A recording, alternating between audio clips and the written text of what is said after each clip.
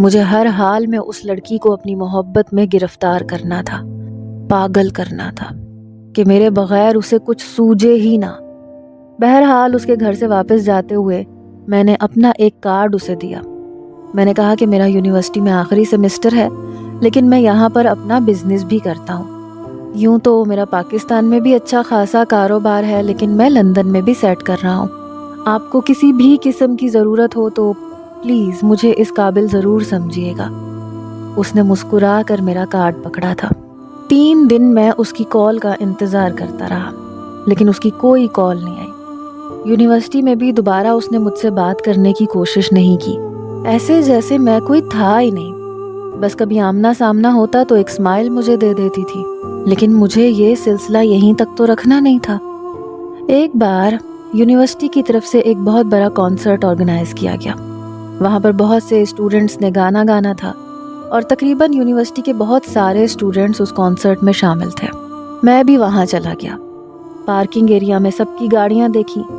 مرحا کی گاڑی کو میں اچھی طرح سے جانتا تھا۔ میں نے اس کی گاڑی کے چاروں ٹائروں میں سے ہوا نکال دی۔ وہ کانسرٹ رات کے 3 بجے تک جاری رہا۔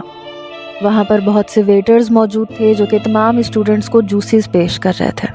میں نے ایک ویٹر کو $500 دیا اور اس کے کان میں کہا کہ یہ سامنے وائٹ فراک میں جو لڑکی ہے اس کو جوس میں شراب مکس کر کے دینی ہے۔ وہ میری بات سمجھ کے مسکرانے لگا۔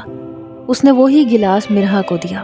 وہ اس وقت گانے سننے میں مگن تھی، اسی لیے وہی جوس کا گلاس گھونٹ گھونٹ بھرتی رہی۔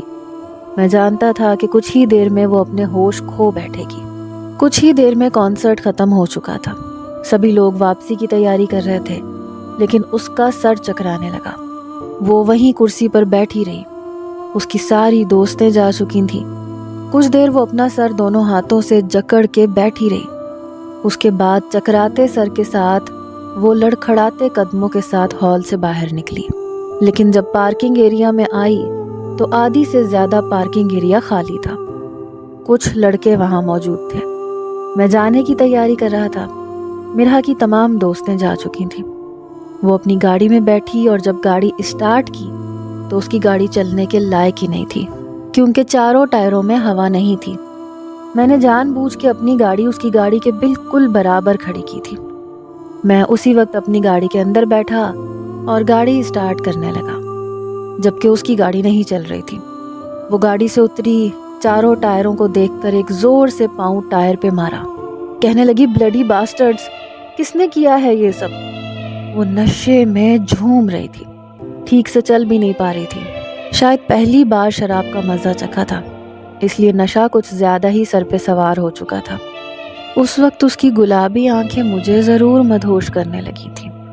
میں گاڑی سے اترا۔ میں نے کہا، مس مرحا، اینی پرابلم؟